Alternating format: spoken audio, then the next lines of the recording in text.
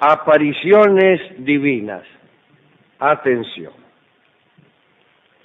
Algunos personajes históricos aseguraron haberse encontrado con apariciones divinas que vinieron a convertirlos o a acrecentar su fe. Varias de esas apariciones son muy conocidas.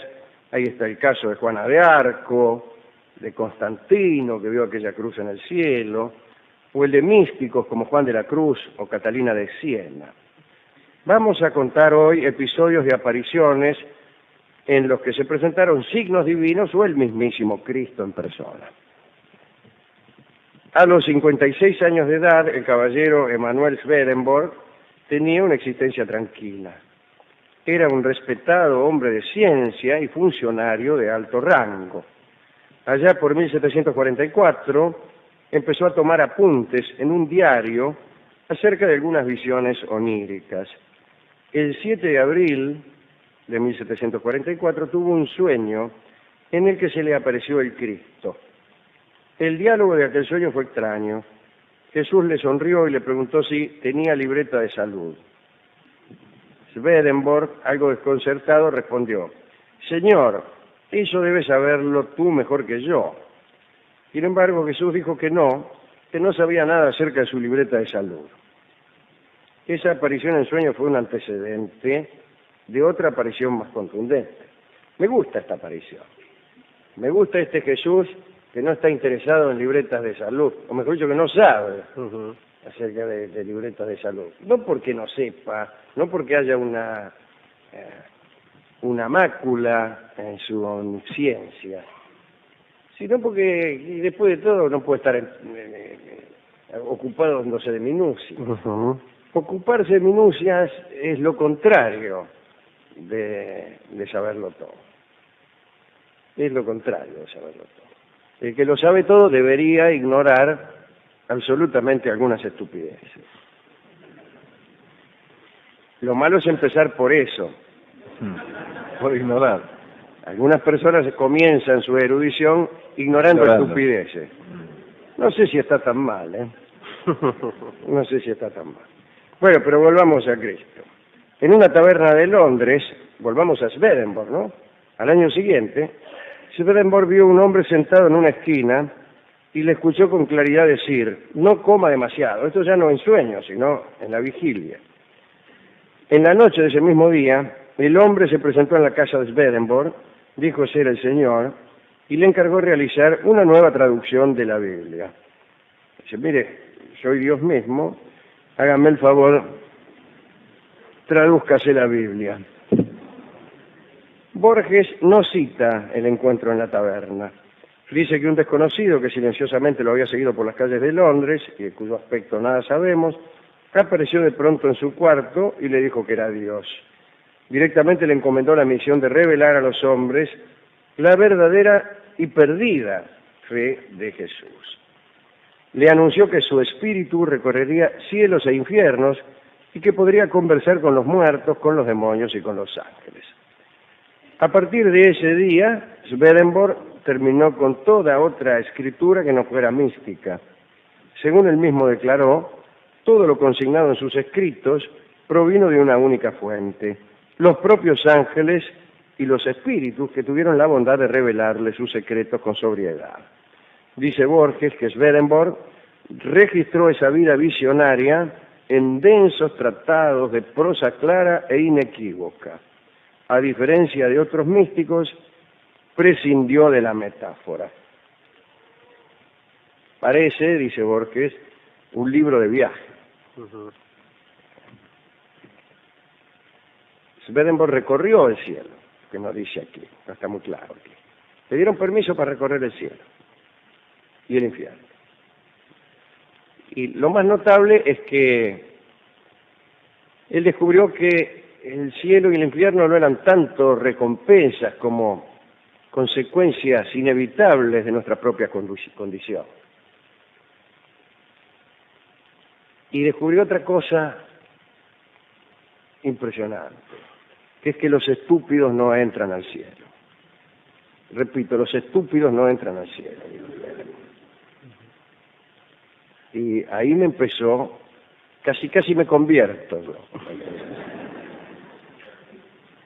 Porque, aunque sea soñar un lugar sin estúpidos,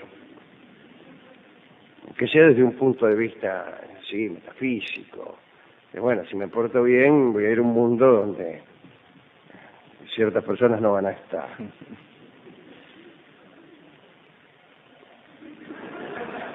Mira, usted tampoco. Bien. La revelación divina que tuvo Francisco de Asís fue también muy interesante. Citemos a Chesterton, que hizo una biografía de San Francisco. Dice Chesterton: los primeros biógrafos de Francisco, sensibles a la revolución religiosa que produjo, buscaron en los primeros años del santo señales de su terremoto espiritual. Nosotros, escribiendo a mayor distancia, insiste Chesterton, no disminuiremos el efecto dramático y más bien lo aumentaremos si nos percatamos de que en el joven no había por aquellos días ningún signo exterior que delatara algo particularmente místico. La verdad es que Francisco era un calavera que se pasaba gastando el dinero de su padre, un mercader que era muy rico. Usaba trajes alegres y brillantes que eran propios del gusto heráldico de aquella época, era poeta y soldado y había caído preso en una lucha contra los habitantes de la vecina Perugia. Es decir, que andaba ahí con los muchachos milongueros entre el humo de los puchos y el champán de Armenonville. Pero un día pasó lo siguiente. El asunto se desarrolló en las ruinas de la iglesia de San Damián, un antiguo santuario de Assisi, que estaba abandonado y que se caía a pedazos.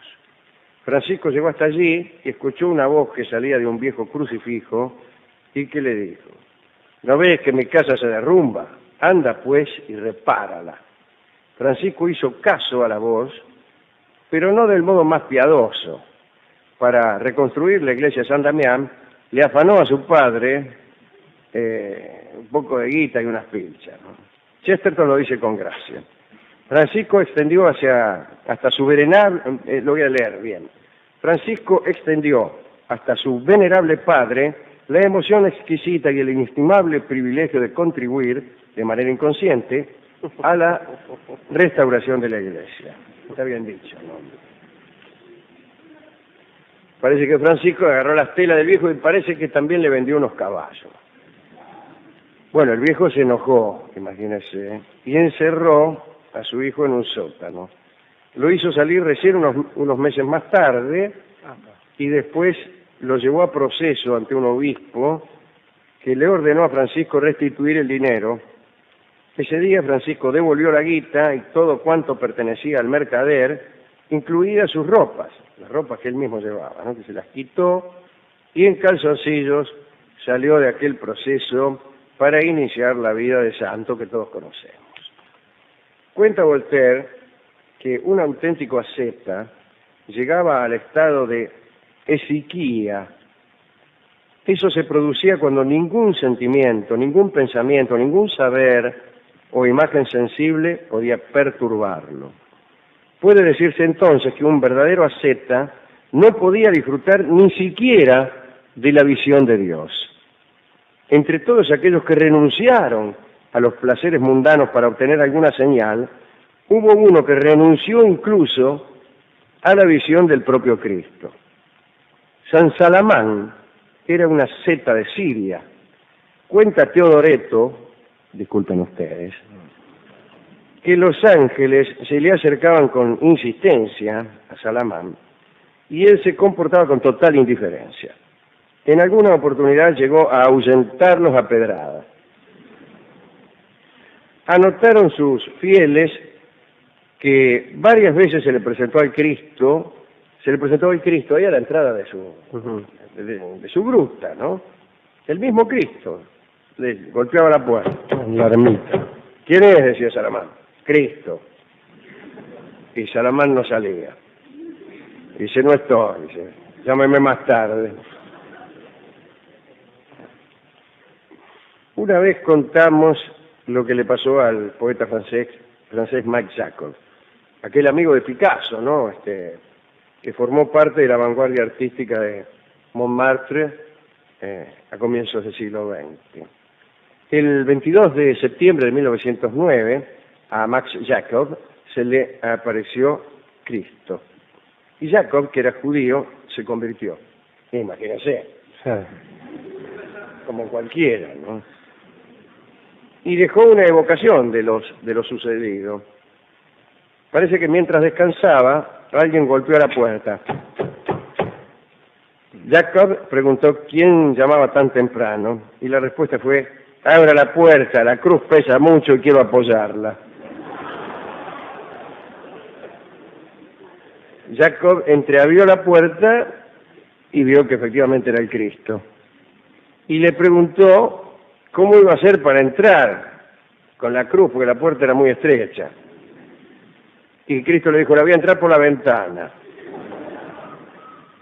Después entró y finalmente el Hijo de Dios solo dijo: mira la cruz, y se esfumó.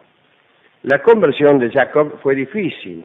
Los sacerdotes a los que tuvo que explicar su visión se reían y lo consideraban un borracho de Montmartre, cosa que por otra parte era. Varios años más tarde, en plena Primera Guerra Mundial, consiguió que unos curas especializados en la conversión de judíos aceptaran darle instrucción religiosa.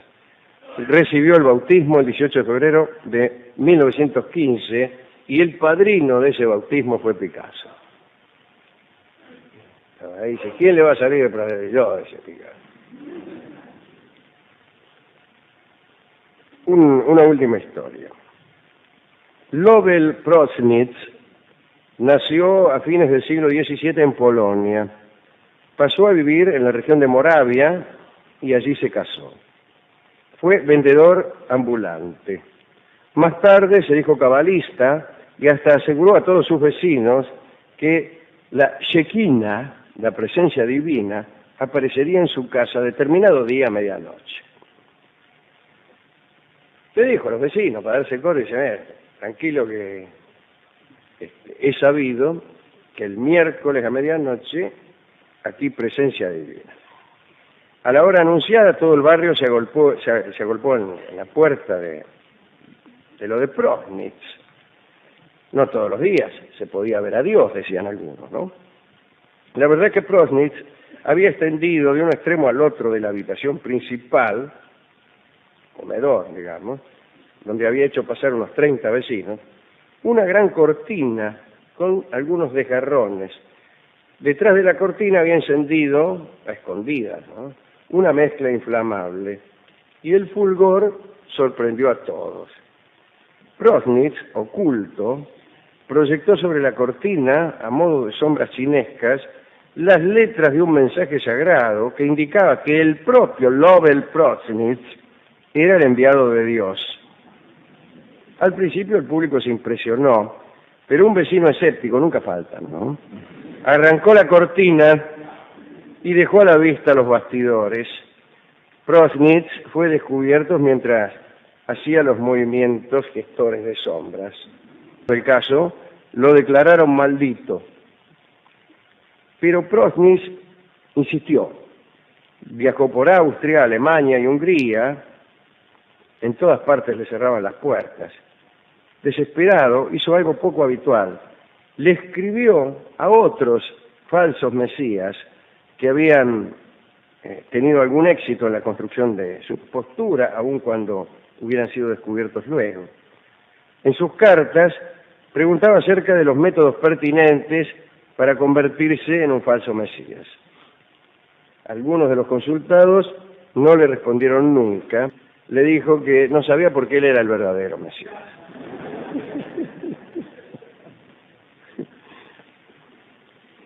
Bueno, estas son las noticias que tenemos de algunas apariciones supuestas o reales. ¿Usted tiene alguien a quien dedicar este catálogo? Sí, hablando de estos temas se lo voy a dedicar a Saulo, que tuvo una linda aparición, el amigo San Pablo, ¿no? Y también al profeta, que pudo visitar pudo paraíso, visitar los cielos. los cielos. Mahoma no solamente es Swedenborg. Ujú. Lo hizo rápidamente.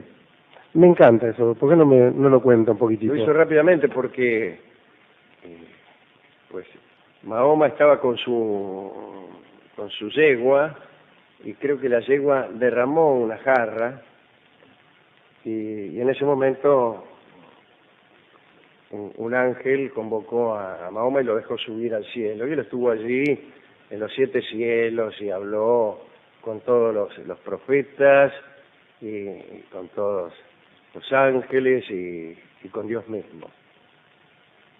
Tuvo extensas charlas y recorrió minuciosamente el paraíso y trajo noticias interesantísimas. Esa es una noticia, no es la más interesante, pero como este es un programa de detalles... Claro, detalle de color. Cuando regresó al lugar donde su yegua acababa de voltear la jarra, todavía ni una gota había caído al suelo, no al cielo. De todos modos, se parece este juego con el tiempo a aquella historia posterior, desde luego, del infante don Juan Manuel, ¿no? Aquella en donde un mago cuenta a un señor mientras se cocinan unas palomas, creo, que le cuenta que va a ser nombrado cardenal o algo así, que va a obtener grandes honores, y pasan muchos años de felicidad, y finalmente este hombre cuyo futuro se le está revelando, en realidad él lo está viviendo, cuando este hombre comete alguna traición o algo así, sale de todas aquellas palomas, creo que eran, que estaban por ser cocinadas recién le eran presentadas en el plato, o sea que había soñado en ese breve tiempo 50 años de vida. Bueno, hemos ido a la discoteca y le explicamos esta última historia, pero después le dijimos que no, sino en las apariciones divinas, y se interesó el discotecario con Salamán, aquel que no le abría a Cristo, aquel que pudo haber tenido una visión y que se negó a tenerla justamente para completar adecuadamente su proceso de ascesis.